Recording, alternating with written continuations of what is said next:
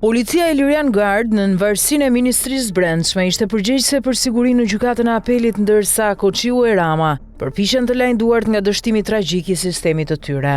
Pas ekzekutimit të gjyqtarit Astrid Kalaja brenda sallës së gjykatës së apelit në Tiranë, Ministria e Brendshme Albana Koçiu reagoi për të hequr përgjegjësinë nga institucioni që drejton dhe nga Policia e Shtetit. Në reagimin e saj, Ministria Koçiu deklaroi se Ministria e Brendshme dhe Policia nuk kanë asnjë përgjegjësi për hyrjedaljet dhe sigurinë brenda godinave të gjykatave dhe prokurorive, por kjo deklaratë është e pavërtetë. Ministria e Brendshme mban përgjegjësi të plot për këtë ngjarje tragjike.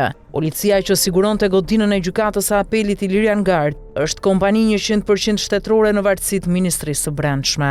Sipas ligjit, shërbimi i policisë Iliran Gard është në mbikëqyrjen direkte të policisë së shtetit, e cila ka detyrë të verifikojë mënyrën e ushtrimit të kontrollit fizik dhe elektronik nga efektivët e këtij shërbimi. Ministria Koçiu nuk mund të justifikohet pasi marrëveshja ndërinstitucionale mes policisë së shtetit dhe Këshillit të Lartë Gjyqësor parashikon që jo më pak se 5 efektiv policie të jenë prezent në ambientet e gjykatës së apelit Tiranë. Këta efektiv kanë detyrimin ligjor të garantojnë sigurinë e gjyqtarëve dhe pjesëmarrësve në seanca gjyqësore, duke ndërhyrë në rastin e çdo veprimi të dyshimt. Terreni për pasigurinë e punonjësve të drejtësisë është krijuar nga vetë kryeministri Edi Rama, i cili me vendimin e Këshillit të Ministrave nr. 538 datë 8 korrik 2020 hoqi policinë e shtetit nga objektet e prokurorive dhe gjykatave.